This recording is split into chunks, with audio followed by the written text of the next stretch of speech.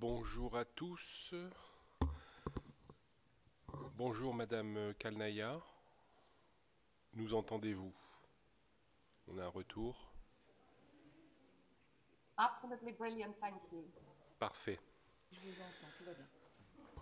Mais Monsieur le Président, oui, nous entendons. Monsieur le Président de la Commission des lois, cher François Noël, mes chers collègues, nous recevons aujourd'hui en visioconférence Madame Eya Kalnaya, directrice exécutive intérimaire de l'agence Frontex, alors que la Commission européenne réfléchit à une révision du règlement 2019-1896 qui encadre son action. Comme vous le savez, avec mon collègue François-Noël Buffet, président de la Commission des lois, nous avons été chargés d'examiner la situation actuelle de l'agence. Madame la directrice, permettez-moi avant toute chose de saluer le professionnalisme des personnels de Frontex, dont la mission est essentielle à la pérennité de notre espace Schengen. Je vous remercie sincèrement pour votre disponibilité, car votre temps est précieux, le poste de directeur exécutif de Frontex étant très certainement l'un des plus exigeants de l'Union européenne. Et votre nomination est intervenue dans un contexte troublé. En effet, Frontex connaît depuis plusieurs mois à la fois une crise de croissance et une crise de confiance. La crise de croissance, c'est une agence qui, faute de temps pour recruter l'expertise nécessaire, assume avec difficulté son mandat élargi fin 2019, en particulier dans l'analyse des risques ou la communication sur ses opérations.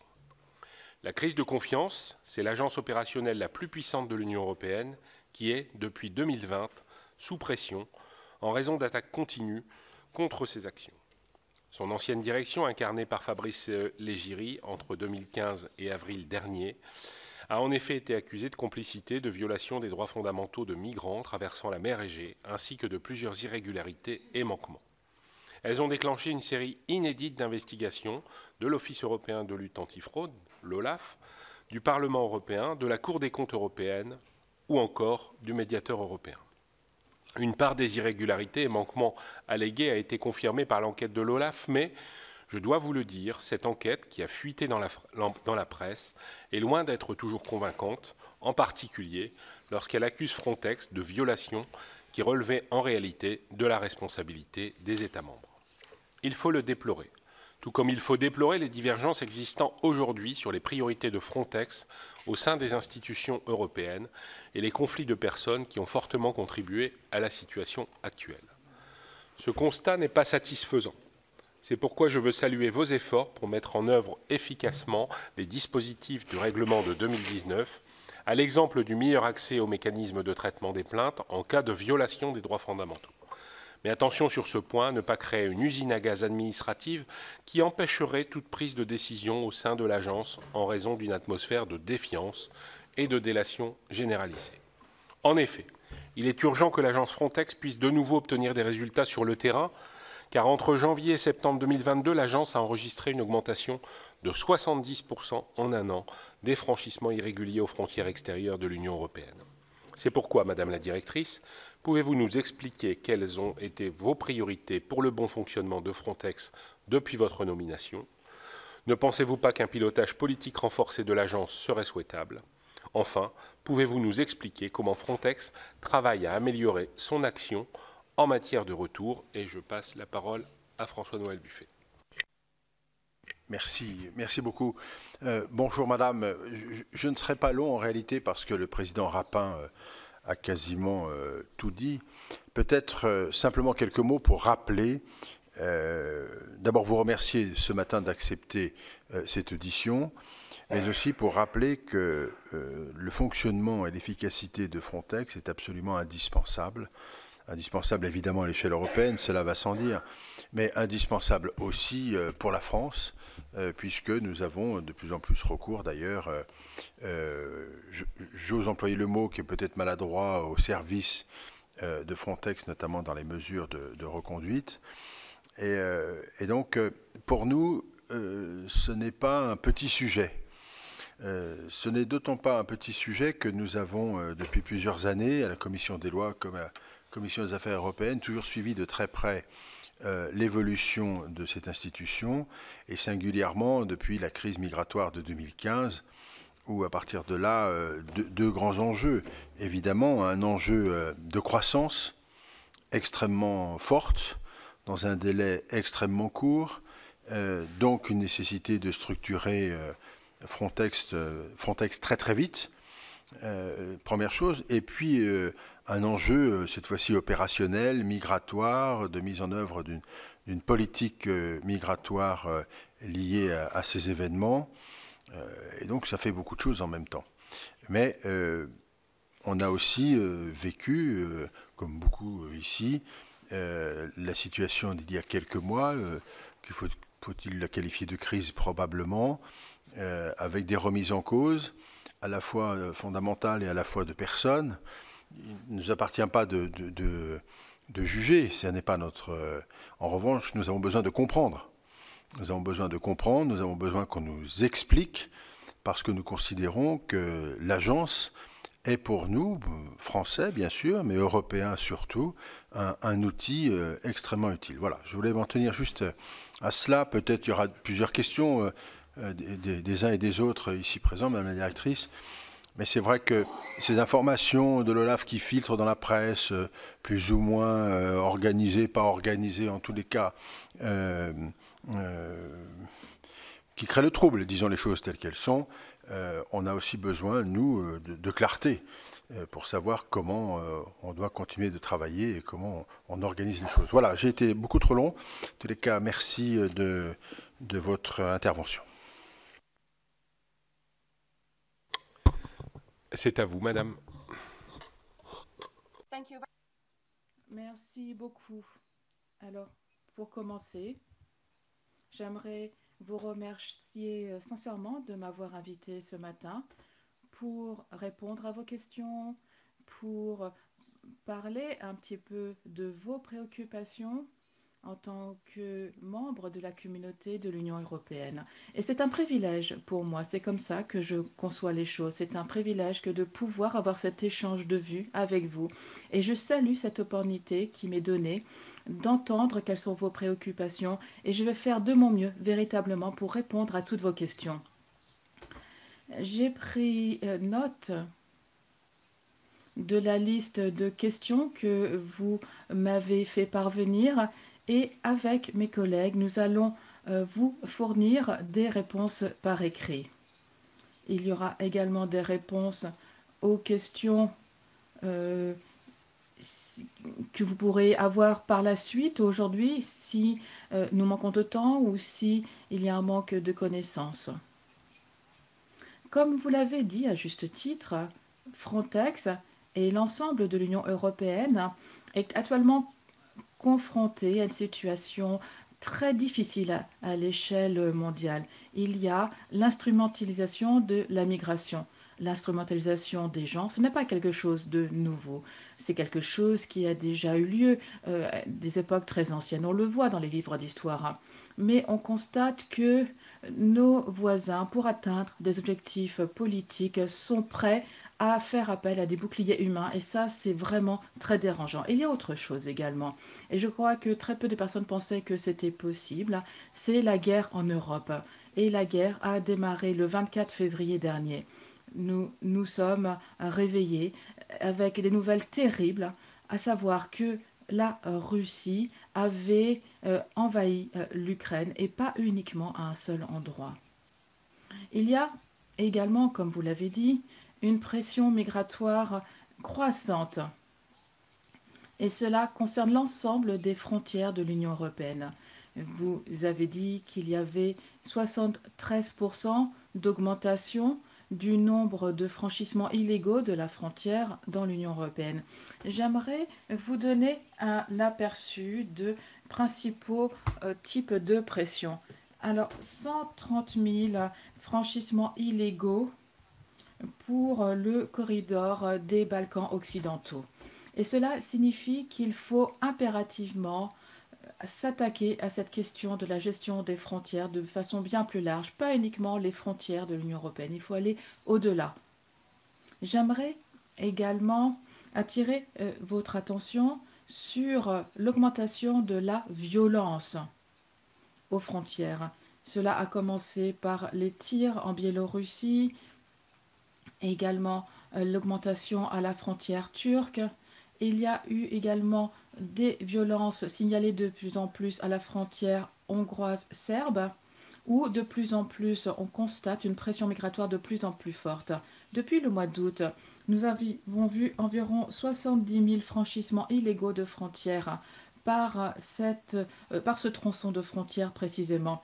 Plus de 150 km de long et c'est très dur à gérer.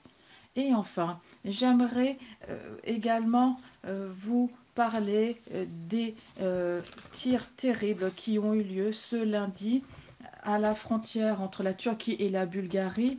Un garde-frontière bulgare a perdu la vie. Il a été visé dans la tête pendant une patrouille. Et il y a eu également une deuxième personne qui a été gravement blessée. Donc voilà la situation à laquelle nous sommes confrontés aux frontières de l'Union européenne.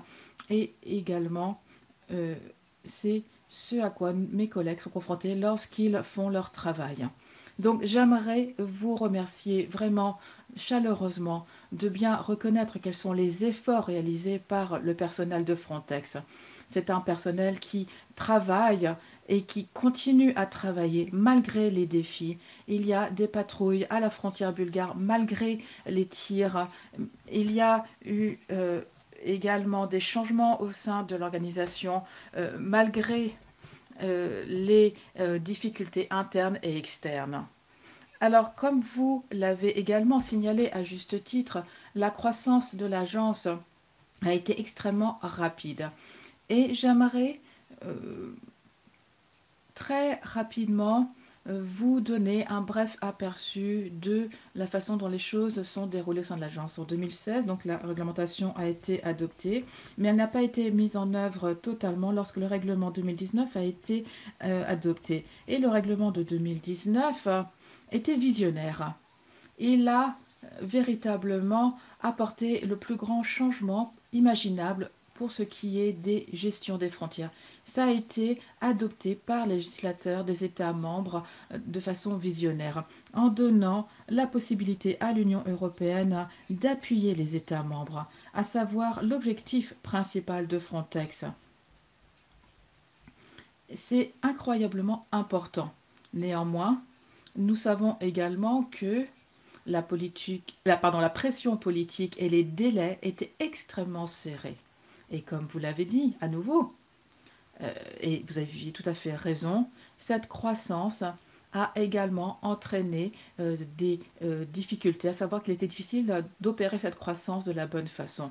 Le règlement a été adopté en décembre 2019 et l'attente était que le corps permanent, donc le personnel de l'agence, serait déployé en janvier, un an plus tard. Et vous savez quoi? Nous l'avons fait. Nous l'avons fait, nous avons recruté des gens, nous les avons formés, nous les avons équipés d'uniformes et des équipements nécessaires. Donc toutes ces personnes qui ont été déployées le 2 janvier 2020. Alors est-ce qu'on a tout fait correctement? Non, bien sûr que non. Nous le savions dès le départ. C'était également un des messages de l'agence, à savoir qu'il était impossible en un an de tout faire correctement. Pour différentes raisons, du fait de la pression du temps, du fait des politiques d'achat, des politiques de recrutement, des procédures de recrutement. Également du fait de l'absence de règles applicables. Il n'y avait pas de règles quant à la façon de recruter ces agents en uniforme qui ont des pouvoirs exécutifs, qui portent une arme au sein de l'Union européenne. Nous avons dû inventer les règles, les modifier au fur et à mesure que nous avancions. Nous étions en fait, nous vivions dans la maison que nous étions en train de construire. Et vraiment, nous vous sommes très reconnaissants d'avoir aussi clairement marqué le fait que vous étiez conscients de ce fait. Et vous nous avez fourni un soutien fort et je vous en suis particulièrement reconnaissante. Je le signalerai au personnel de l'agence, je leur en ferai part parce que c'est important pour nous de le savoir. C'est important pour mes collègues de savoir qu'ils ne sont pas seuls et isolés face au reste du monde. Maintenant, parlons un petit peu du temps et de la pression de temps. Est-ce que les délais étaient trop serrés? Je dois dire que lorsque l'on pense à la guerre qui s'est déclarée cette année, eh bien, sans cette pression, nous n'aurions pas été en mesure de déployer des ressources supplémentaires à la frontière ukrainienne en quelques jours, quelques semaines à peine, comme l'a fait l'agence. Donc, c'était la bonne décision.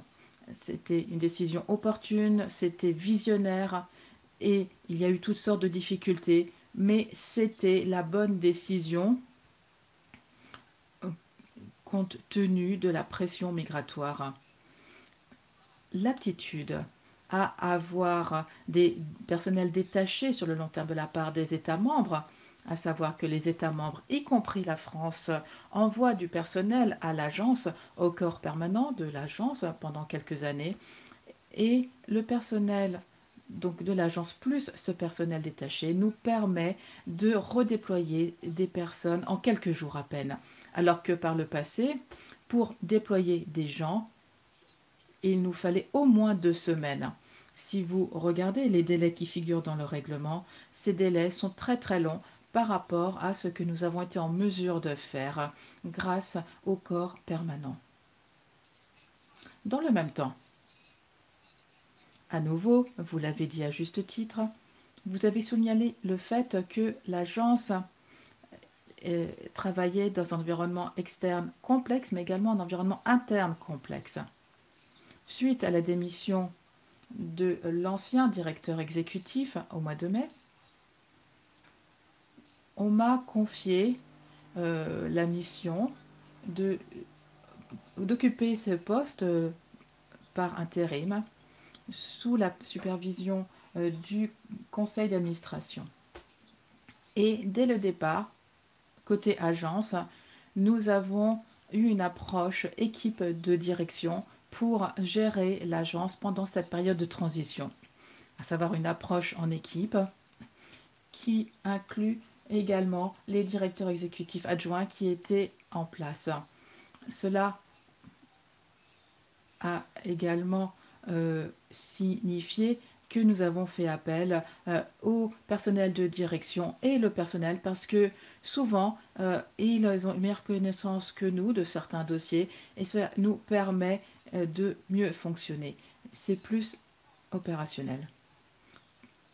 À partir du 1er juillet, j'ai donc été nommée directrice exécutive par intérim avec un pouvoir décisionnel plein, à l'exception de principaux changements organisationnels, parce qu'on m'a demandé d'attendre que le nouveau directeur exécutif soit nommé, ce qui me paraît tout à fait juste. Notre travail est étroitement structuré avec le conseil d'administration de l'agence. Tous les jours ou toutes les semaines, nous sommes en contact avec le président du conseil d'administration et nous faisons également un rapport de nos activités pendant les réunions régulières, pendant les réunions extraordinaires du conseil d'administration qui ont été mises en place afin d'appuyer l'agence pendant la phase de transition. Nous avons une communication excellente avec la commission et nous avons également augmenté nos activités de liaison avec les parties prenantes. J'aimerais maintenant parler des priorités de l'agence pendant cette période intérimaire. First and foremost, to continue delivering the operations. Because il est essentiel, au vu du contexte géopolitique et du contexte à nos frontières européennes.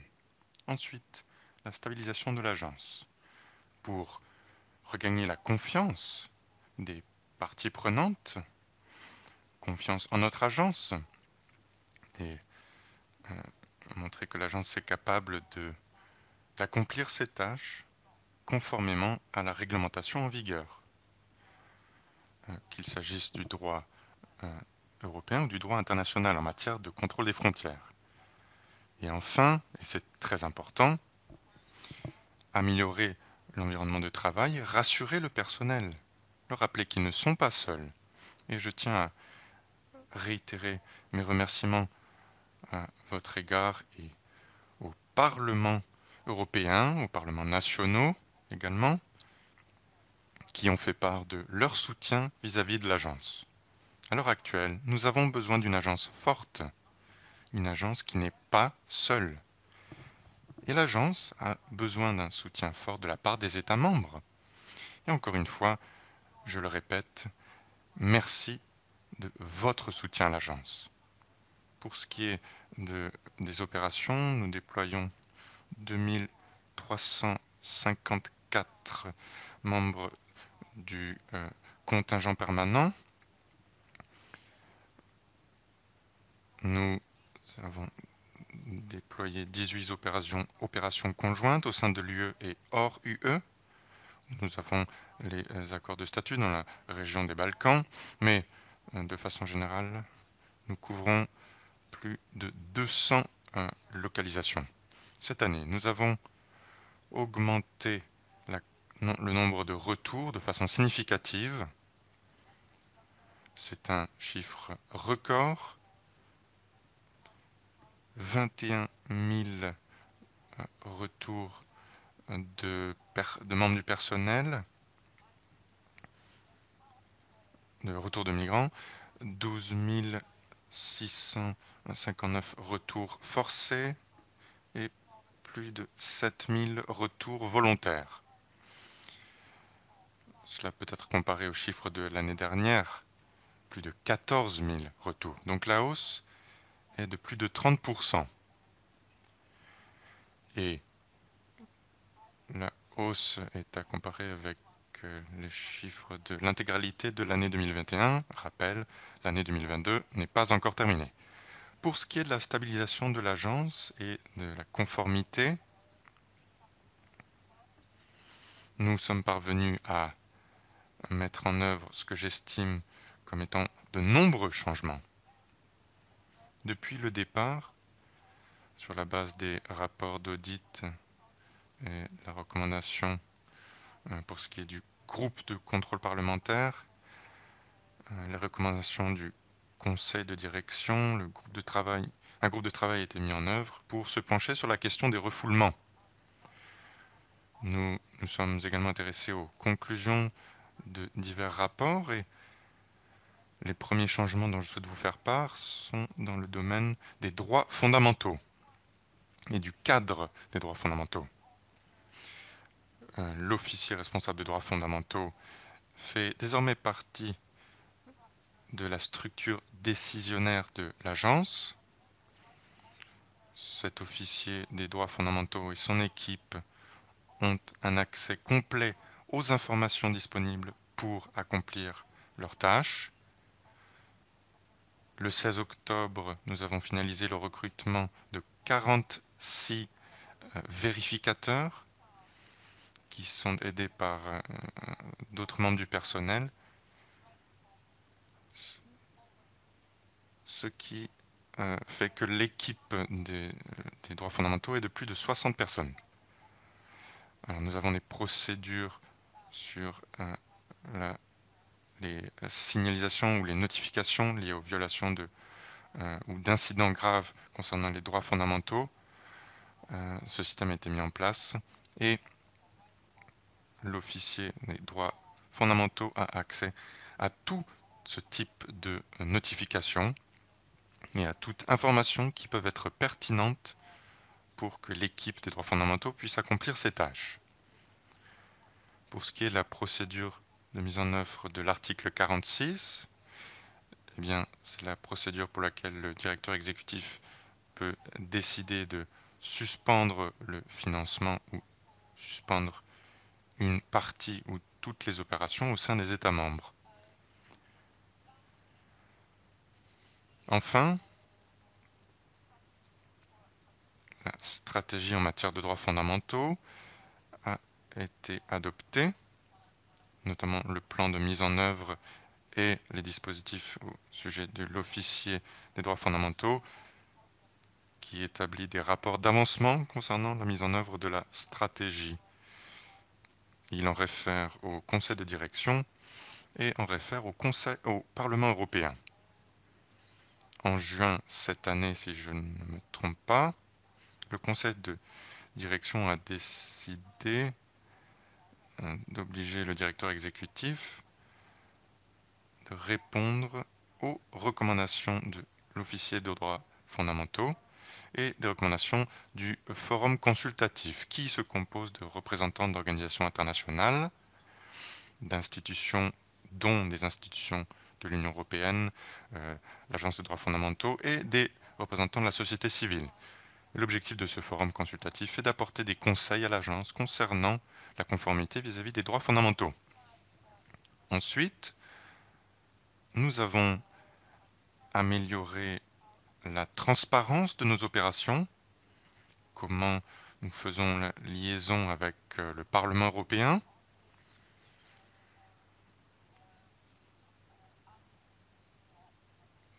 Nous avons répondu aux demandes d'accès aux informations et nous nous sommes appuyés sur la recommandation du médiateur européen. Et enfin, j'ai conscience que j'ai parlé longtemps, merci de votre patience. Un certain nombre d'activités ont été mises en œuvre pour améliorer le bien-être du personnel de l'agence et améliorer la culture managériale.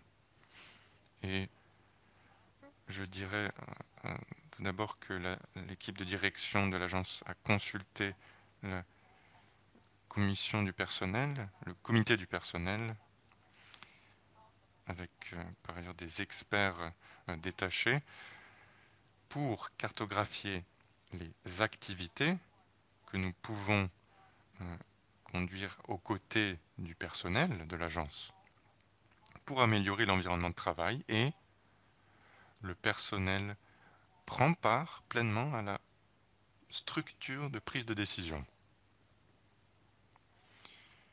Sur la stratégie concernant les ressources humaines, elle est en phase d'approbation. Elle couvre 4 domaines: la santé et la sécurité du personnel, qu'il s'agisse au siège ou de cette sécurité dans les théâtres d'opération. Ensuite, la diversité et l'inclusion. Il est ici question de l'égalité des genres, de l'équilibre géographique de l'agence et de la représentation des minorités. Ensuite, la culture de l'agence, une culture d'inclusivité, de tolérance zéro concernant le harcèlement, et une culture qui veut autonomiser la chaîne de prise de décision et le personnel de l'agence. Et enfin, et là encore c'est très important, un dialogue social réussi. C'est le 4e pilier, un dialogue avec la direction, avec le personnel. Et je dois dire à cet égard que des investissements considérables ont été faits dans le domaine de la communication externe, avec les parties prenantes, qu'il s'agisse de la société civile ou d'autres, par le biais de canaux de communication, qu'il s'agisse du Parlement et de la Commission européenne. Et maintenant, c'est un vrai plaisir de pouvoir me tenir à vos côtés, une communication avec les parlements nationaux. Pour ce qui est des communications internes, nous voulons pouvoir entendre le personnel, expliquer au personnel les changements, expliquer quelles décisions sont prises par la direction et pourquoi, et vraiment pouvoir exploiter et recueillir les données, les informations, les connaissances du personnel et en tirer profit. Je vais m'arrêter là, peut-être quelques mots au sujet des prochaines étapes et des pistes d'amélioration, des pistes de développement. Et je tiens à dire que nous avons noté les conclusions de plusieurs recommandations, qu'elles viennent de commissaires aux comptes ou qu'elles émanent d'auditions au Parlement, qu'elles émanent de rapports de l'OLAF. Mais je dois dire que l'agence a apporté une valeur ajoutée au conseil de direction. L'agence a été couronnée de réussite dans son soutien aux États membres. Elle a accompli ses tâches, y compris en des temps difficiles. Néanmoins, il faut comprendre que l'agence seule n'est qu'une composante dans la chaîne de valeur ajoutée pour ce qui est de la gestion d'abord de la migration, mais également de la sécurité. Ce sont deux volets qui sont étroitement liés. Tous les sujets traités, ce qu'on parle lorsque l'on parle de l'agence de migration, mais il ne faut pas négliger ce volet sécurité. Il est donc essentiel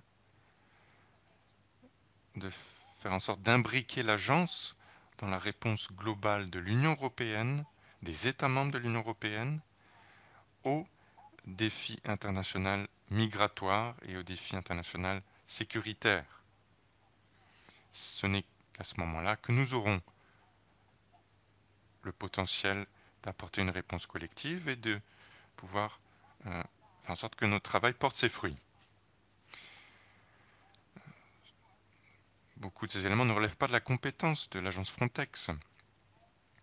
L'aide humanitaire aux pays d'origine, les décisions politiques et l'action publique, il faut se concentrer sur la manière dont la gestion intégrée des frontières, ou quelle approche nous avons vis-à-vis de cette gestion intégrée des frontières. Comment s'organisent les gardes-côtes et gardes-frontières. Et l'agence seule ne pourra pas atteindre les objectifs fixés par la politique européenne. L'agence doit travailler aux côtés des États membres. Enfin, il nous faut nous pencher sur la manière de prévenir de futures menaces aux frontières européennes, avant que ces menaces ne frappent. Lorsque ces menaces frappent, il est souvent trop tard. Et nous sommes alors face à une situation qui est la situation actuelle. Les frontières en Bulgarie, par exemple, où le niveau de violence est considérable. Et c'est un défi qu'il nous faut maintenant relever. La modernisation des frontières avec un système d'entrée et de sortie et l'ETIAS, le système d'information et d'autorisation sur les déplacements, sont des composantes importantes. Et cette modernisation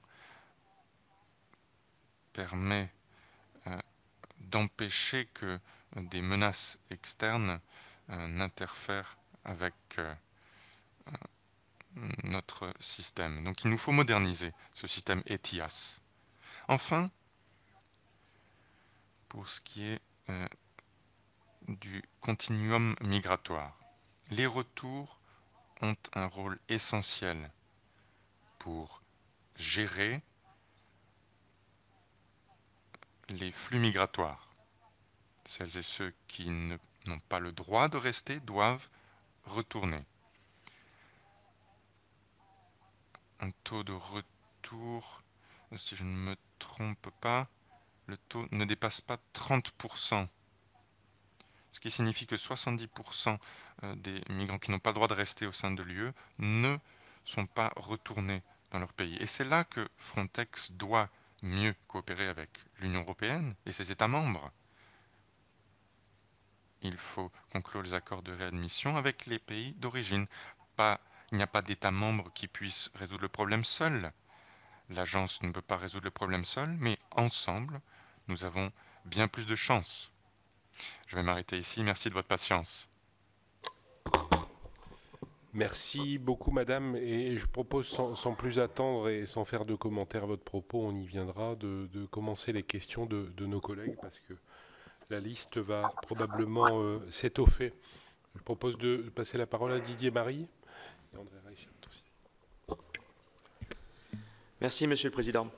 Madame la directrice, le refus de décharge budgétaire pour Frontex, intervenu mi-octobre au Parlement européen, et le rapport de l'OLAF indique que vous avez une lourde tâche à accomplir pour redonner crédit à l'agence et rassurer l'ensemble des États membres et des parlementaires. Cela pose une question de principe, une question centrale. qui est celle des marges de manœuvre de votre agence à l'égard des États membres dont vous êtes aujourd'hui dépendant dans la mise en œuvre de vos actions et de votre capacité à dire les choses lorsque un des États membres ne respecte pas les droits fondamentaux des migrants. J'en viendrai à une situation particulière, celle de la Grèce, qui a été accusée de refouler massivement des migrants en provenance de Turquie. Frontex a été accusé à minima de complaisance, voire de complicité. Je voudrais savoir quelles sont aujourd'hui les dispositions que votre agence a pu prendre pour permettre que cette situation soit évacuée.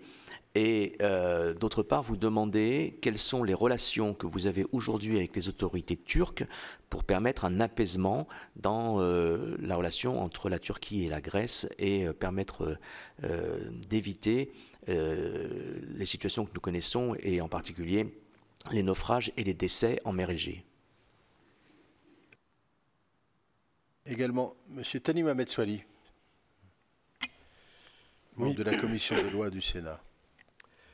Merci, Monsieur le Président. Madame la Directrice, merci pour vos éclairages.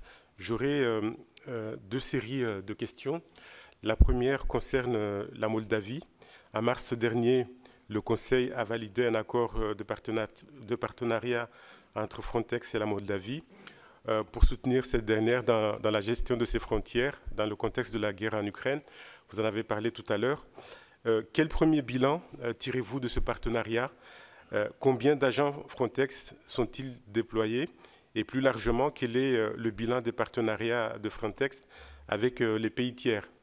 Ma deuxième série de questions est relative aux régions ultra-périphériques de l'Union européenne, dont certaines sont, à l'exemple du continent européen, sont soumises à une forte pression migratoire, notamment Mayotte, la Guyane et Saint-Martin, mais pas que.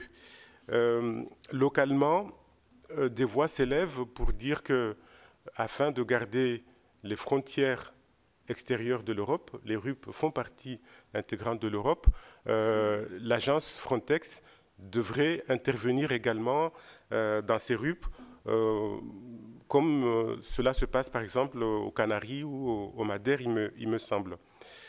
Le cas échéant, Madame la Directrice, quelles en seraient les conditions, notamment juridiques, et est-ce que vous pensez que cette perspective est opportune?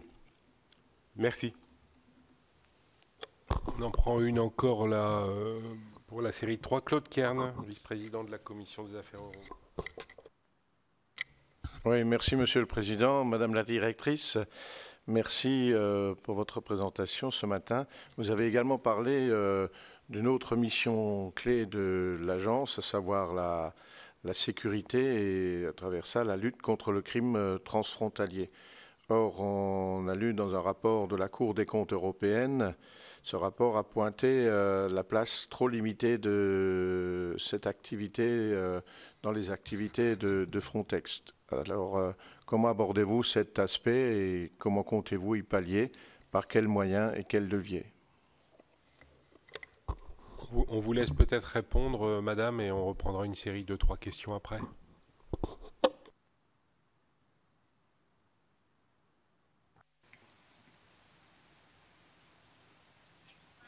Merci beaucoup, merci. Je vais essayer d'être brève. Pour ce qui est de la décharge budgétaire, alors ce n'est pas un retard. En fait, nous avons eu une décision de la part du Parlement européen qui refuse de donner des charges pour le budget. Donc, il y a une liste de recommandations de choses que l'agence doit prendre en compte. Et il y a donc les préoccupations qui sont exprimées par le Parlement européen. Et se réfère également aux constatations de l'OLAF dans son rapport et demande à l'agence qu'elle fournisse une feuille de route quant à la façon dont ces manquements ou ces lacunes vont être gérés. Alors, je dois dire que, conjointement avec le conseil d'administration, l'agence vise à retrouver la confiance et également à s'attaquer et à répondre à ces recommandations.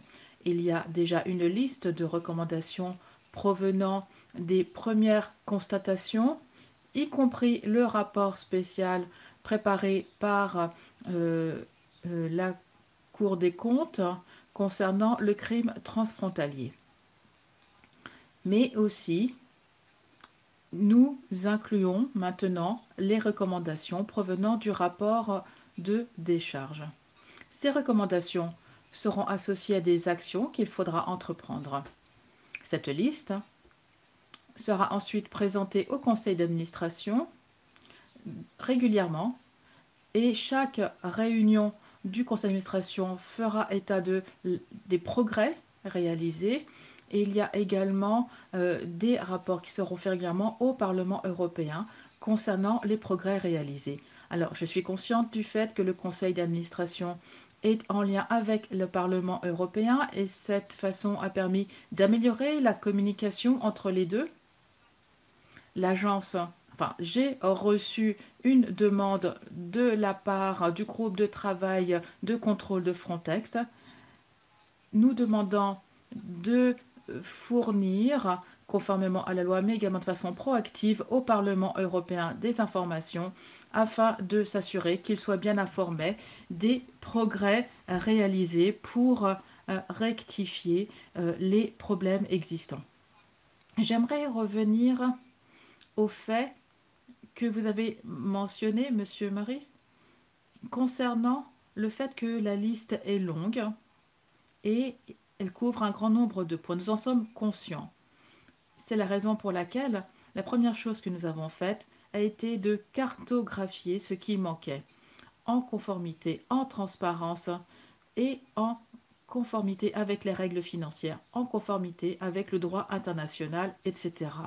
Donc nous avons cartographié l'ensemble des actions qui devaient être prises. L'ensemble de l'agence s'attelle à cette tâche parce que nous sommes conscients du fait que nous sommes sur le chemin nécessaire pour retrouver la confiance. Et c'est facile de perdre la confiance, mais ça prend plus de temps de regagner la confiance des différents acteurs.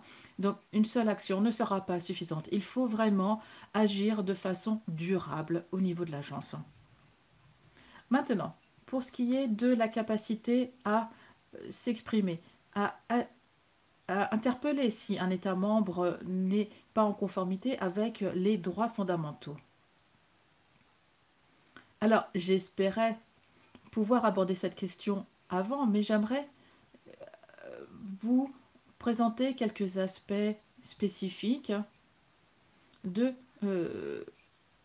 États membres. Alors, tout d'abord, l'agence en tant que telle n'a pas de pouvoir d'enquête sur les États membres. Et d'ailleurs, ce ne devrait pas être le cas. Le législateur a eu tout à fait raison en ne donnant pas, en ne conférant pas ses pouvoirs d'enquête à l'agence. Il y a des autorités nationales, des autorités internationales, y compris des autorités judiciaires qui jouent ce rôle.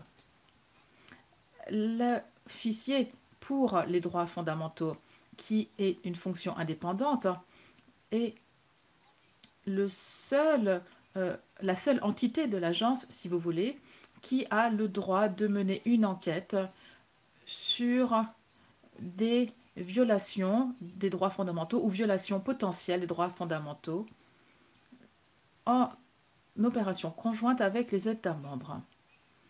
Pour ce qui est de la Grèce, plus précisément, suite au rapport de l'OLAF, mais également les avis émis par l'officier aux droits fondamentaux, nous avons, avec l'officier aux droits fondamentaux, dès avril mai, juin, juillet, tâcher de répondre à ces préoccupations. Et là, à nouveau, s'il y a de façon systématique, et j'insiste sur les termes, s'il y a des violations systématiques des droits fondamentaux par les États membres, les rectifier la situation est quelque chose qui prend du temps. Et c'est pourquoi nous demandons aux autorités helléniques de présenter un plan de mise en œuvre, quelque chose de structurel qui pourra vraiment remédier à ces manquements en matière de respect des droits fondamentaux. Et montrer qu'il y a un cadre indépendant qui peut répondre à ces problèmes et y remédier. Donc voilà de quelle façon nous travaillons. Et moi, à titre personnel, je travaille avec les États membres. Il s'agit d'un dialogue parce que lorsque il y a des violations des droits fondamentaux, lorsqu'elles sont avérées, il est de notre intérêt commun de les résoudre collectivement. Pour ce qui est de la Moldavie, l'accord de statut, c'est de permettre à l'agence de déployer son personnel, son contingent permanent avec des pouvoirs exécutifs. Qu'est-ce que j'entends par là? Eh bien, c'est que nous pouvons être à la frontière et participer au contrôle des frontières. Nous portons des uniformes, nous portons des armes et nous pouvons agir, nous pouvons travailler aux côtés des personnels des pays hôtes et dans le cas présent en Moldavie. Au pic de la guerre, nous avons eu 18 membres du personnel déployés dans les aéroports au point de contrôle au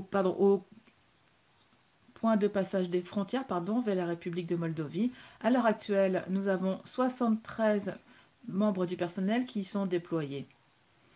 L'évaluation par les Moldaves, et j'ai eu la possibilité de m'entretenir avec le chef du service de garde-frontières de Moldavie il y a peu. Et ce travail est vraiment apprécié parce qu'il manque considérablement de personnel dans la région.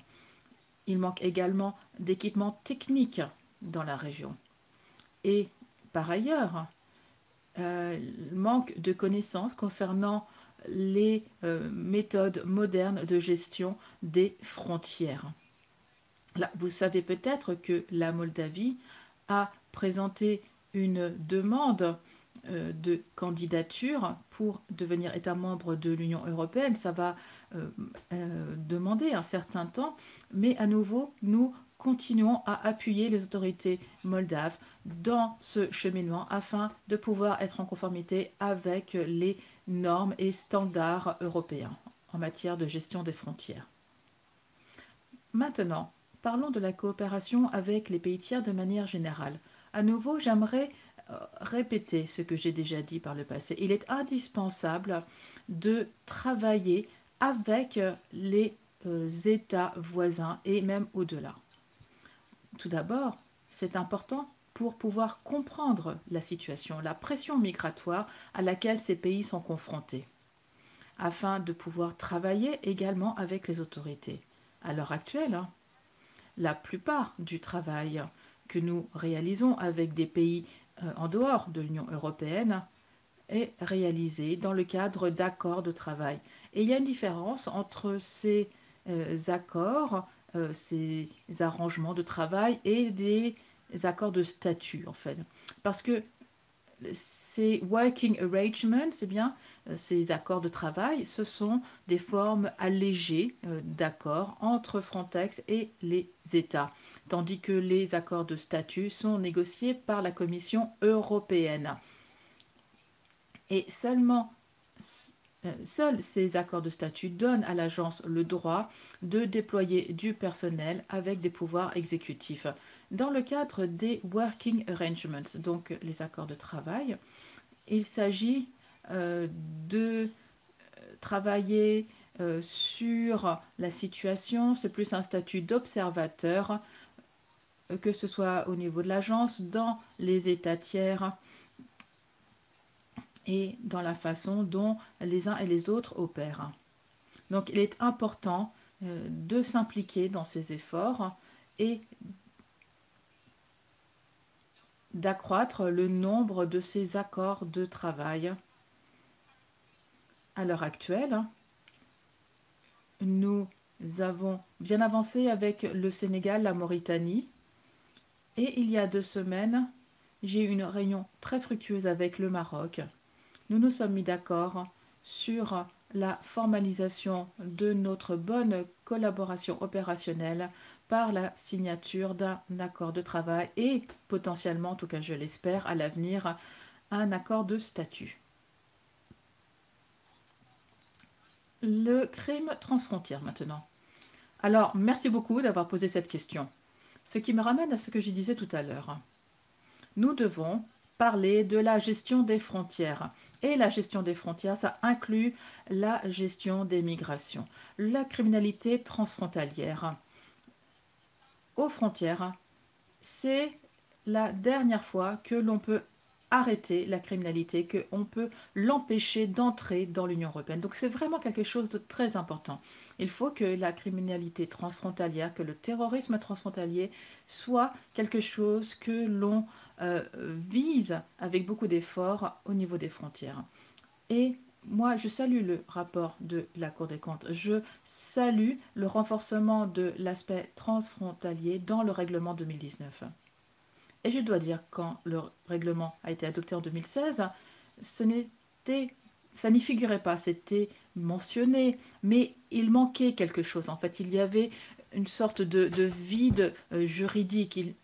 L'aspect législatif n'était pas suffisant et l'agence n'avait pas la possibilité d'échanger des données personnelles concernant la criminalité transfrontalière. Désormais, c'est le cas. Nous pouvons fournir des données personnelles au sujet des suspects de criminalité transfrontalière ou de personnes qui sont arrêtées et qui réalisent des activités criminelles à la frontière. Donc nous pouvons agir avec les États membres et Europol. Donc il est indispensable que Frontex soit intégré dans le cycle de sûreté totale, que nous collaborions avec Europol, ce qui est le cas, car j'aimerais vous rappeler que seuls les États membres ont le droit de mener des enquêtes. Ce n'est pas quelque chose que Frontex a le droit de faire, mais au moyen des contrôles aux frontières, au moyen des activités de surveillance aux frontières, Frontex peut fournir un appui aux États membres afin de détecter ces activités criminelles aux frontières. Il y a les activités de debriefing qui permettent de fournir des renseignements sur les choses les plus importantes, à savoir les activités criminelles qui organisent le passage illégal de migrants, le trafic d'armes également, la traite d'êtres humains, la traite de mineurs. Donc, c'est pourquoi nous devons travailler très étroitement avec les États membres, les institutions de l'Union européenne, Europol, Frontex également bien entendu, et aussi Eurojust. Donc voilà, je vais m'arrêter là, merci. Merci madame. Je vais redonner la parole à M. André Reichart. Merci Monsieur le Président. Madame la directrice, je vais vous poser 3 questions. La première concerne les moyens dont vous disposez pour faire face à votre mission. Je m'explique. Vous avez dit vous-même tout à l'heure que nous assistons à l'heure actuelle à une augmentation importante du nombre de migrants illégaux. Nous nous en rendons compte bien sûr dans les différents pays de l'Union européenne, comme en France en particulier. L'augmentation de migrants du nombre de migrants est un fait, et clairement se pose la question pour nous de la surveillance des frontières extérieures de cette Union européenne. Est-ce que vous avez les moyens, bien sûr Frontex n'est pas, vous le disiez, vous insistiez tout à l'heure à cet égard, pas le seul outil, Les pays concernés naturellement par ces frontières extérieures sont concernés en premier chef, mais est-ce que vous, Frontex, avez les moyens d'assurer véritablement une bonne surveillance de ces frontières extérieures en appui aux États? C'était ma première question. Ma deuxième question a lieu aux modalités de fonctionnement de Frontex. Vous le savez comme moi, à l'heure actuelle, le pacte asile-migration proposé par la Commission n'est toujours pas adopté. Un certain nombre d'États membres, et ils sont nombreux, émettent de vives réserves à cet égard, même si la crise ukrainienne a un peu amélioré la situation avec les pays de Visegrad, mais à l'heure actuelle, on est loin d'une approbation globale de ce pacte asile-migration. Seules 2 étapes semblent à peu près recueillir le screening et puis la volonté d'améliorer Eurodac notamment. Mais comment pouvez-vous, Frontex, vous, l'agence, peut-elle fonctionner dans des conditions de ce type où, à la limite, chaque pays fait ce qu'il entend faire, chaque pays frontalier dans ses frontières extérieures fait ce qu'il veut. On n'a pas d'accord encore, même sur le screening, on n'a pas d'accord entre les différents pays. Et si l'accord est donné, il n'est pas réalisé comme il le devrait. Enfin, avec toutes les dérives que l'on voit ensuite, dès lors qu'une personne est rentrée dans une frontière extérieure, naturellement, elle se promène comme elle le veut. Encore que, vous le savez, un certain nombre de pays ont maintenu les frontières intérieures, et heureusement d'ailleurs.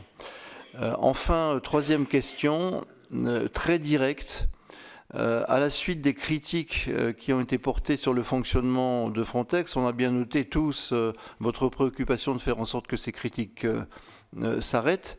Mais est-ce que vous n'avez pas le sentiment que ces critiques, la mise en œuvre justement des moyens que vous avez décidé d'affecter à cette mise en œuvre d'une plus grande observation, notamment des droits fondamentaux à Frontex, avec un officier nommé pour cela, avec des vérificateurs pour cela, avec bref, ce que vous nous avez décrit tout à l'heure, constitue autant de contraintes pour un bon fonctionnement de Frontex. Nous, ce que nous souhaiterions, enfin moi, ce que je souhaiterais, c'est une agence agile qui intervienne en support des États membres et non pas, excusez-moi d'être, c'est une forme de provocation, et non pas une agence bureaucrate visant à respecter exactement X résolutions. Voilà. Est-ce que vous avez le sentiment vous n'avez pas le sentiment que c'est un peu, ce sont autant de contraintes pour votre fonctionnement qui se font au détriment de l'efficience et de l'efficacité et clairement des attentes des populations européennes à l'égard d'une bonne gestion, une bonne surveillance des frontières extérieures? Je vous remercie. Merci, M. Rachert. Madame la directrice, il y a encore 2 questions. Madame Patricia Schillinger et M. Pierre Laurent. Oui, merci Madame la directrice. Dans la continuité de la première question de André Reichhardt, l'agence affiche un retard dans la constitution du corps européen de garde-frontières et de garde-côtes, qui prévoit le recrutement de 10 000 garde-frontières et garde-côtes. Ce retard est d'autant plus criant que la présidente de la Commission européenne souhaite que ce recrutement s'achève en 2024, soit 3 ans plus tôt que l'échéance votée par le Parlement européen. Où en est-on aujourd'hui? Quels sont les défis principaux de recrutement? Comment faire face aux problèmes d'attractivité de l'agence en termes de conditions de travail, notamment de rémunération, et au manque de représentativité des nationalités? Merci. Merci Madame. Monsieur Pierre Laurent. Oui, merci. Quelques questions brèves, Madame la directrice. La première, c'est quel bilan tirez-vous de la gestion du flot de réfugiés ukrainiens et notamment de l'utilisation du statut de protection temporaire? Comment est-ce que vous appréciez la situation? Est-ce que le flot de réfugiés continue? À quel rythme? Quelles leçons tirez-vous de la gestion de cette crise sur la manière d'envisager l'accueil en Europe? Deuxièmement, deuxième question, vous avez fait allusion à plusieurs reprises à propos de la montée de la violence dans les corridors de migration des Balkans, du rôle du trafic d'armes dans cette région. Est-ce que vous pouvez nous en dire un peu plus? Est-ce que c'est un trafic d'armes qui vient d'où? Qui vient de l'Ukraine? Qui vient de plus loin? Quelle est l'ampleur de ce phénomène? Est-ce que vous pouvez être plus précis sur ce point? Troisième question, vous avez parlé tout à l'heure de l'augmentation significative du nombre de retours, en donnant des chiffres sur les retours forcés et les retours volontaires. Ma question est de savoir vers quel pays ont eu lieu ces 20 000 retours, puisque si j'ai bien noté les chiffres, il y a à peu près 20 000 retours en 2021. Vers quel pays ont été menés ces retours, soit volontaires, soit forcés? Et enfin, ma dernière question concerne la situation en Méditerranée, la situation humanitaire en Méditerranée qui reste très dramatique. Il y a eu un incident diplomatique récent autour de l'accueil d'un bateau humanitaire, discussion entre l'Italie et la France. Où en est-on de cette question de l'accès des bateaux humanitaires aux ports européens? Merci. Merci. Je propose, comme on a eu 2 inscrits en plus, de leur donner la parole tout de suite, Jean-Michel Houllegatte et Jacques Fernic. Oui, merci Monsieur le Président. Merci Madame la Directrice. Parmi les frontières extérieures de l'Union européenne, il existe une frontière toute particulière, c'est la mer de la Manche. Frontière particulière parce qu'il ne s'agit pas cette fois-ci d'empêcher les migrants d'entrer, mais plutôt de les empêcher de sortir. Et à ce titre, les autorités britanniques et françaises ont recensé en 2021 52 000 traversées, soit 5 fois plus qu'en 2020. Alors c'est vrai que le Royaume-Uni et l'Irlande aussi sont extrêmement attractifs et constituent donc un point d'attractivité donc pour les migrants. C'est aussi une frontière particulière puisqu'elle est gérée par des accords bilatéraux, les accords du Touquet, mais néanmoins donc Frontex intervient et il y a un peu plus d'1 an maintenant donc un avion armé par les Danois d'ailleurs pour Frontex opère une surveillance dans la mer de la Manche. Donc je voulais savoir un peu quelle était votre analyse de la situation de la mer de la Manche et quelle pourrait être d'une certaine façon. Est-ce qu'il faut dénoncer les accords du Touquet? Quelle est votre vision des choses? Oui, merci Monsieur le Président. Oui, j'aurais pas tout à fait la même appréciation, ça n'étonnera pas que mon collègue André Reichart. Je ne pense pas que la question le souci du respect des droits fondamentaux ne pose que des contraintes de la bureaucratie et entrave le bon fonctionnement et la bonne réalisation des objectifs de Frontex. Dans toute la série de dispositifs que vous avez mis en place, donc suite à la crise, suite à évidemment la démission de votre prédécesseur ne peut pas tout résoudre. Il y a toute une série de dispositifs de repérage, de notification des manquements aux droits fondamentaux. Donc on prend l'intérêt pour les prévenir, pour les éviter. Qu'est-ce qu'il en est d'éventuelles sanctions, réparations suite à ces manquements? Et sinon, deuxième question, vous avez évoqué l'accord de statut de travail avec le Maroc qui est en perspective. On pense tous au drame de Melilla. Comment on peut mener des opérations conjointes, coopérer avec des pays qui, manifestement, ne respectent pas les droits fondamentaux? Je pense aussi à la Libye.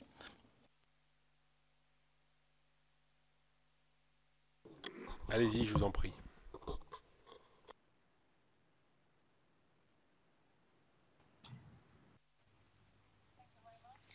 Merci infiniment pour vos questions. Je tâcherai de répondre à autant de questions que possible du mieux que je peux. Si vous estimez que je n'ai pas répondu à vos questions, je vous invite à me le faire savoir et nous vous enverrons davantage de réponses par écrit. Il se peut que j'oublie de vous apporter tous les éléments souhaités ou il se peut que j'oublie quelque chose. Alors, je vais commencer par les ressources, les moyens financiers. Alors, le règlement prévoit près de 10 000 membres du personnel à l'heure actuelle. Donc, ce ne sont pas 10 000 membres du personnel de l'agence. Parmi ces 10 000 personnes, il y a 3 catégories de personnel. Le personnel permanent de Frontex, à hauteur de 3 000 personnes. Il y a ensuite les détachements à long terme, les personnes envoyées par les États membres, 1 500 personnes, et les autres membres du personnel travaillent dans le cadre de détachements à court terme. Donc on parle de la catégorie 3 du contingent permanent, avec un détachement de 1 à 4 mois pour des activités opérationnelles. Alors, j'aimerais vous donner un aperçu sur le nombre de personnes déployées. À l'heure actuelle, 1843 officiers du contingent permanent sont déployés et 605 sont membres du personnel de Frontex. 463 sont des détachements à long terme. Ce sont des détachements de 2 ans. Et 815 membres de la catégorie 3, les détachements à court terme. Cette année, nous avons pu voir qu'un besoin existe d'avoir cette constellation, avoir 3 catégories distinctes de membres du personnel. Pourquoi? Parce que la situation aux frontières extérieures est changeante. Elle a changé après la crise en Ukraine et nous avons prévu nos opérations l'année précédente, avons fixé les ressources à allouer et cette crise n'était pas prévue. Elle était inattendue et nous avons compris qu'il fallait renforcer le soutien apporté aux pays en première ligne, aux frontières ukrainiennes.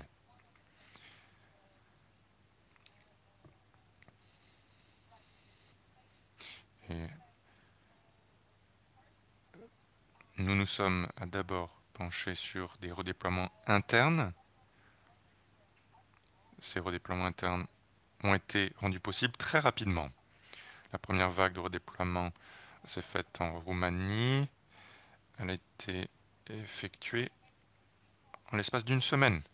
Donc, des membres sur des théâtres opérationnels au sein de l'UE, en Espagne, en Italie, en Grèce, dans les pays baltes et ailleurs, ont pu être redéployés aux frontières ukrainiennes et en Roumanie notamment, en l'espace de 7 jours. Les déploiements en Moldavie, qui étaient nouveaux, se sont faits en 3 jours. Redéploiement en 3 jours. Néanmoins, cela n'est qu'une partie des redéploiements nécessaires, puisqu'au début de la guerre, nous déployions près de 600 membres du personnel aux frontières ukrainiennes. Et la plupart de ces personnes étaient envoyées par les États membres dans le cadre de déploiements à court terme. Et c'est là toute la flexibilité du système qui est bâti. Nous devons garantir que en des temps difficiles, dans des contextes difficiles, nous ne retardons pas la réponse opérationnelle lorsqu'elle est nécessaire. Il faut pouvoir faire preuve de flexibilité pour éviter d'être vulnérable dans d'autres régions. Donc, pouvoir utiliser les ressources des États membres dans le cadre de ces déploiements à court terme nous permet de pouvoir apporter une réponse aux besoins qui émergent de façon ponctuelle. Lorsque l'agence finalise le recrutement de son personnel, donc à hauteur de 3000 membres, et lorsque nous sommes en pleine capacité pour ce qui est des détachements des États membres, alors on peut avoir plus de 3000 officiers prêts à être déployés. Néanmoins, en cas de besoin inattendu, d'abord nous redéployons là où nous le pouvons, mais les autres, ou le reste de la réponse vient des déploiements des États membres. J'espère que je suis clair dans mon explication. J'en viens aux modalités de fonctionnement de l'agence Frontex maintenant. Dans le cadre politique actuel, et j'étais ravi de voir que dans le programme du travail de la Commission pour l'année prochaine, l'accent est mis sur le pacte migratoire. Et puisque, comme je l'ai dit auparavant, l'agence Frontex ne peut pas être la seule à apporter une réponse aux défis migratoires, à moins que nous n'ayons une stratégie en matière d'action publique avec des politiques publiques fortes qui s'appliquent dans toute l'Union européenne, dans les États membres de l'Union européenne, et qui s'appliquent aux frontières, aux gardes-frontières et aux gardes-côtes, alors il sera très difficile de gérer les frontières. Et Frontex aura du mal à apporter un soutien aux gardes-frontières, seul. Et c'est là que les décideurs politiques vont devoir amplifier leurs efforts et relever ce défi. Il est clair que la crise en Ukraine a donné un nouvel élan et je ne peux qu'espérer que les résultats seront fructueux. Pour ce qui est des opérations de Frontex dans un environnement tel que celui-ci, eh bien, nous fonctionnons comme avant. La gestion des frontières est une compétence qui relève des États membres. Nous apportons un soutien aux États membres du mieux que nous pouvons en utilisant le cadre juridique existant. Et bien évidemment, les droits fondamentaux ne sont pas une question bureaucratique. Les droits fondamentaux ne s'appliquent pas qu'au personnel de l'agence. Ces droits fondamentaux doivent être garantis pour tous les individus. Et ce ne sont pas deux éléments en parallèle. Ni le personnel de l'agence Frontex, ni les personnels des États membres ne se réveillent le matin et décident, voilà, aujourd'hui je vais appliquer une partie de telle ou telle réglementation et pas le reste. Non, nous appliquons toute la réglementation, nous respectons tout le droit en vigueur en matière de gestion des frontières.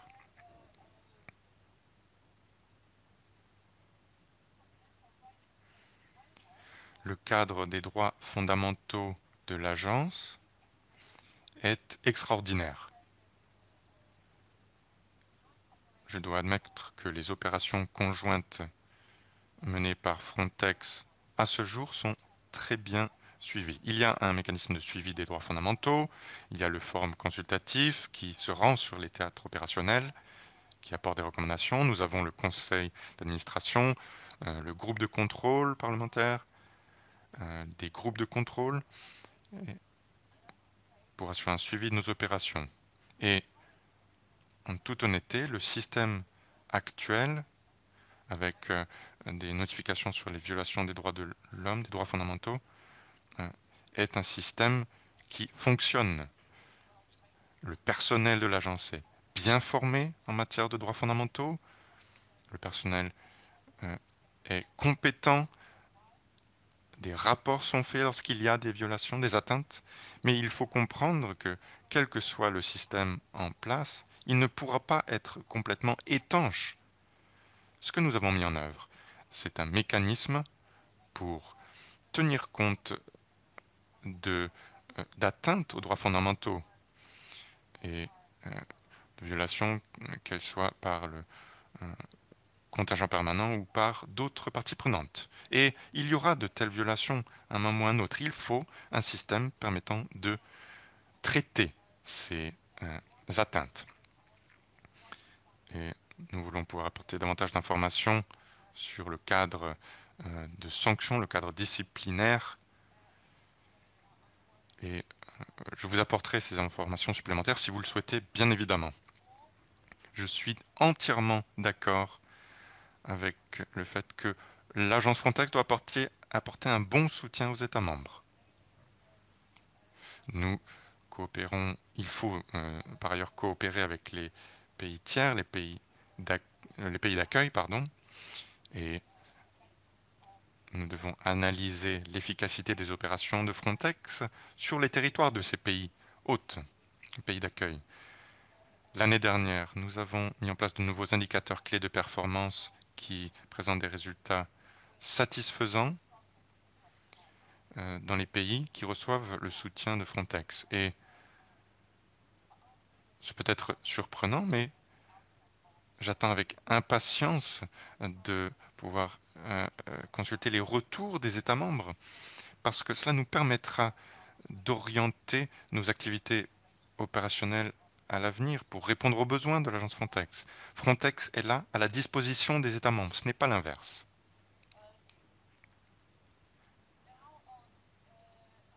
J'en viens ensuite à la composition du contingent permanent et sur l'éventuel retard.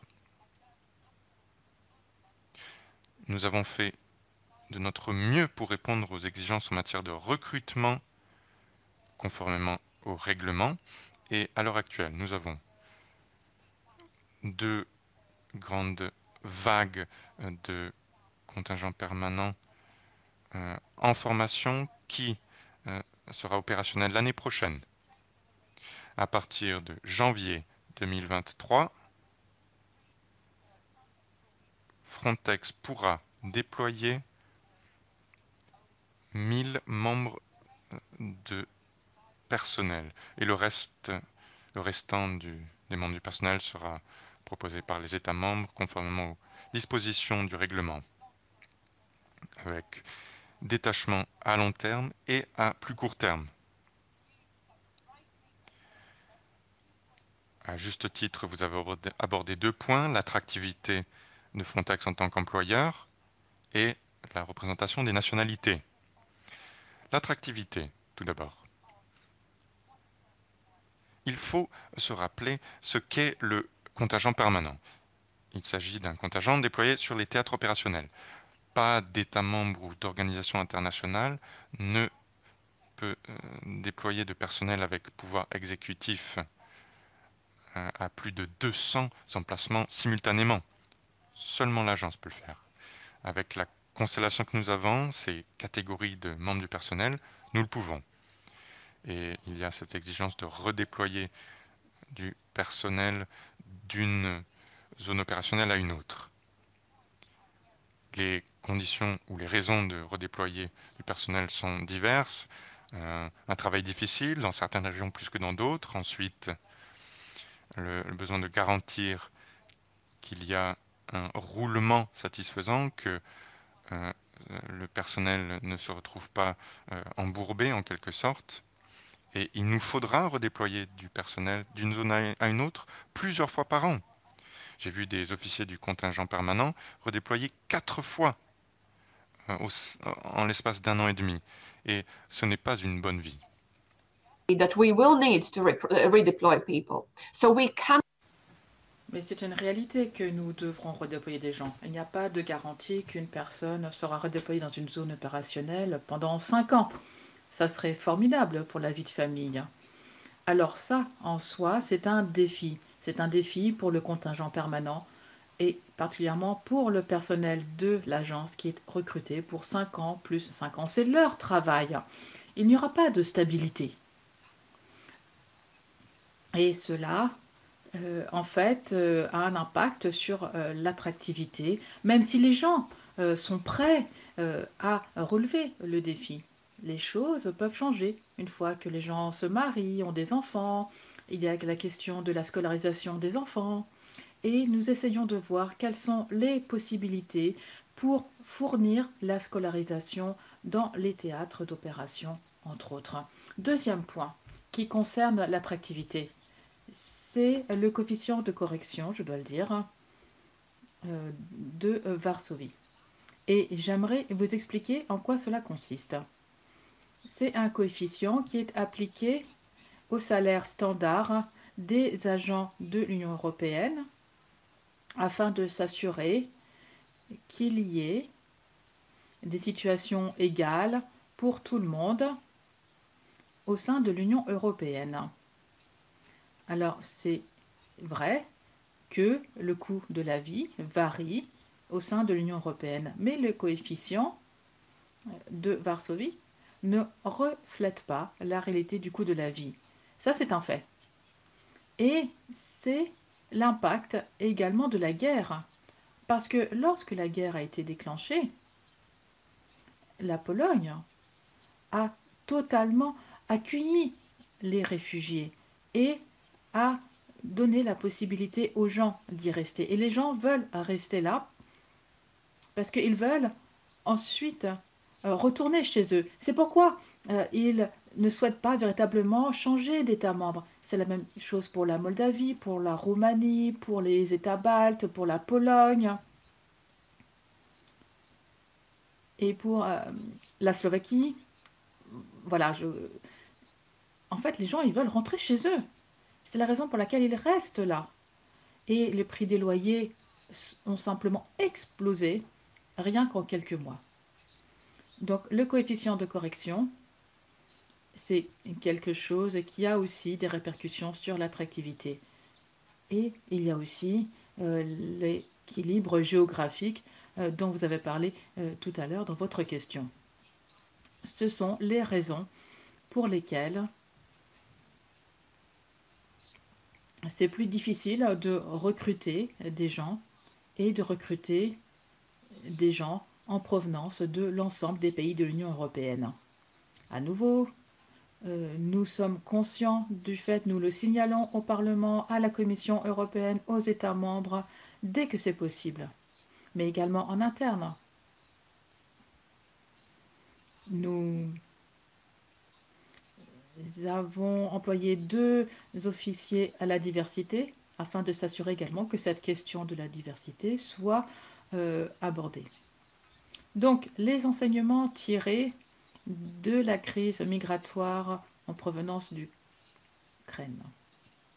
Je dois dire que le plus grand enseignement était que nous, en tant qu'organisation, nous avons fait preuve d'une énorme flexibilité et d'une grande rapidité. Donc nous avons prouvé, nous nous sommes prouvés à nous-mêmes en premier lieu, mais également aux parties prenantes, que nous sommes capables de se déployer, de se redéployer en très peu de temps lorsque c'est véritablement nécessaire. Nous avons également appris que, en tant qu'organisation, nous avions pu appuyer les États membres pour les aider à prendre en charge les flux énormes aux frontières. Alors, un petit peu plus, quelques mots au sujet des violences.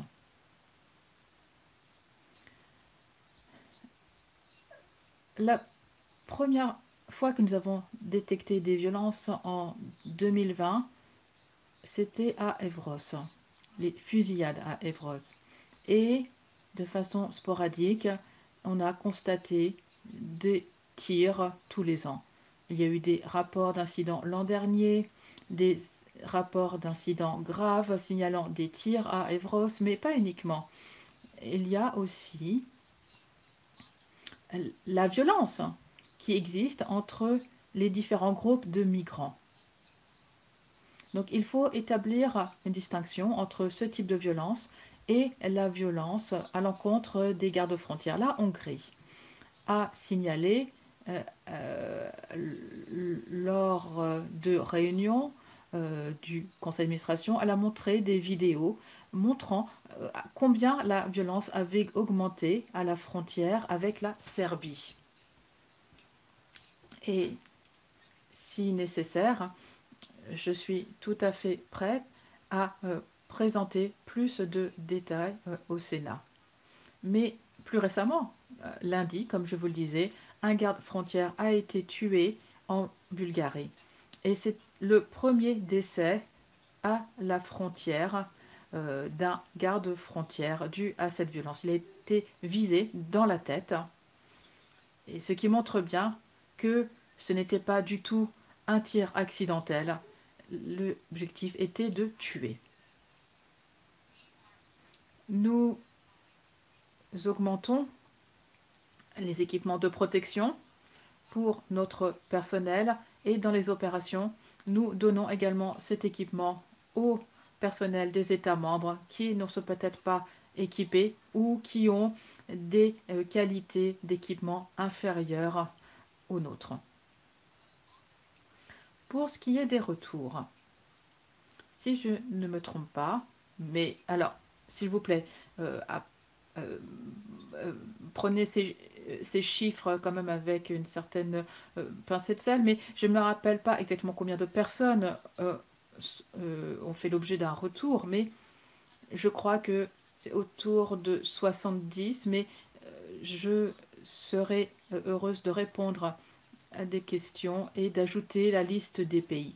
Mais en tout cas, c'était assez étendu. Donc, Pakistan, l'Inde, des retours volontaires vers l'Irak notamment aussi, suite à la crise en Biélorussie avec l'instrumentalisation des retours volontaires de ressortissants de pays tiers qui voulaient échapper à la guerre en Ukraine et également d'un grand nombre d'autres pays. Mais je pourrais vous fournir la liste détaillée par la suite afin que vous ayez des renseignements précis.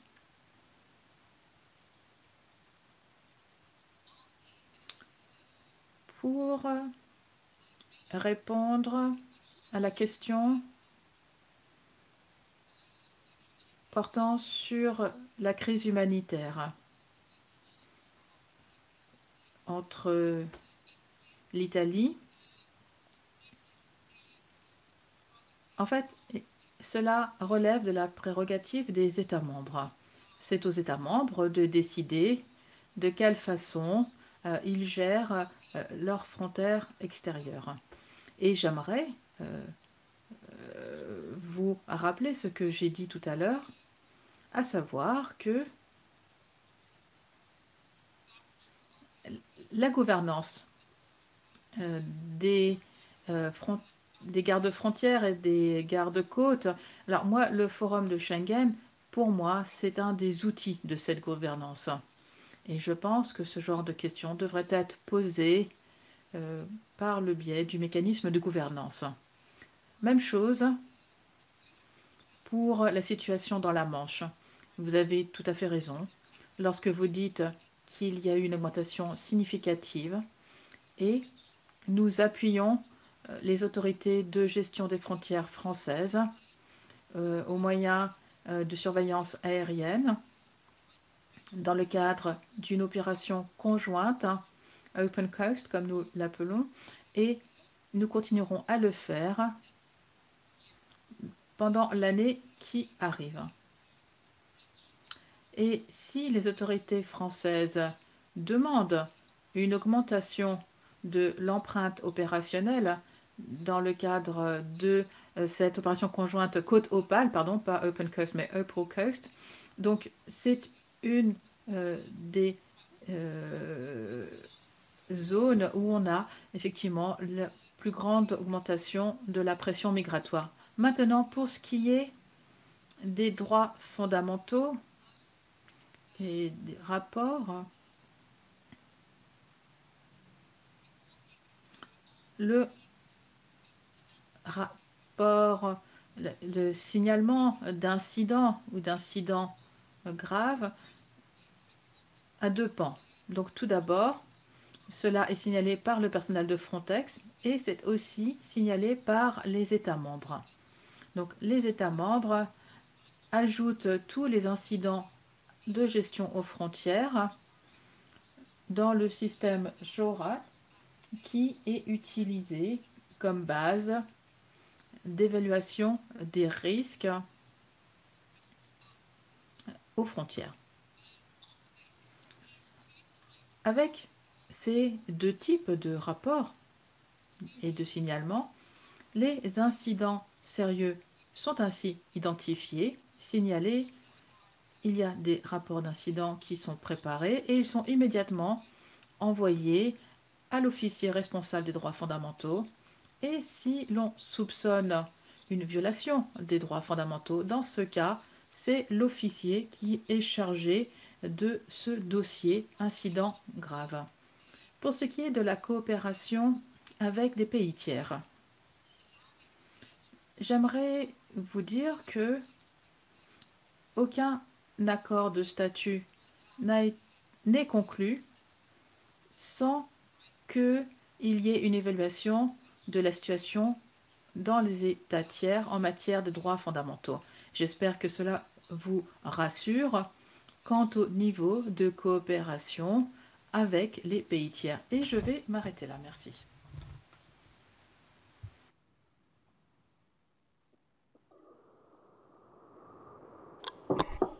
Merci, Madame la directrice. Voilà, vous avez quand même bien balayé toutes les questions qui vous ont été posées, mais certaines restent sans réponse. Je pense au RUP notamment, etc. Donc je crois que les services des deux commissions peut-être s'organiseront pour vous envoyer un courrier complémentaire pour pouvoir répondre plus précisément à ces questions. En tout cas, je vous remercie.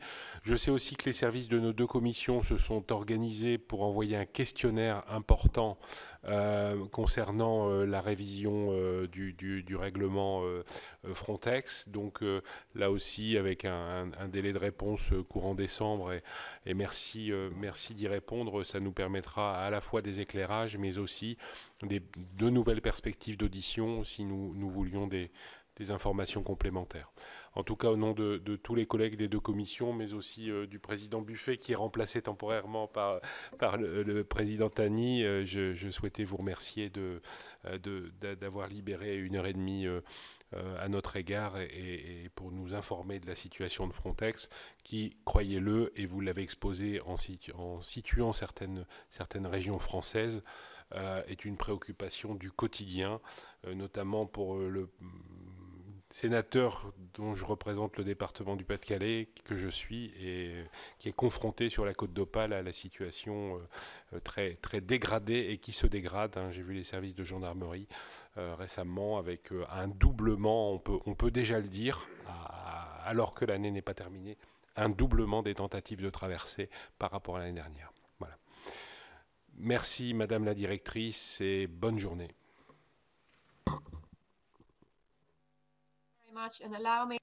Merci beaucoup, merci. J'aimerais une nouvelle fois vous remercier de m'avoir donné la possibilité de m'exprimer aujourd'hui de façon tout à fait ouverte et transparente. Et bien entendu, je serais ravie de prendre la parole une nouvelle fois, de répondre à vos questions. Je vous ai promis la transparence, de l'ouverture. Et bien entendu, même si les questions sont douloureuses, nous y répondrons. Et j'aimerais vraiment vous remercier pour le soutien que vous avez exprimé à plusieurs reprises à l'agence. Et vous avez également signalé le travail et le professionnalisme du personnel. Je leur ferai part de votre soutien, de vos remerciements, sans plus attendre. Et cela sera vraiment très important à leurs yeux. Merci beaucoup.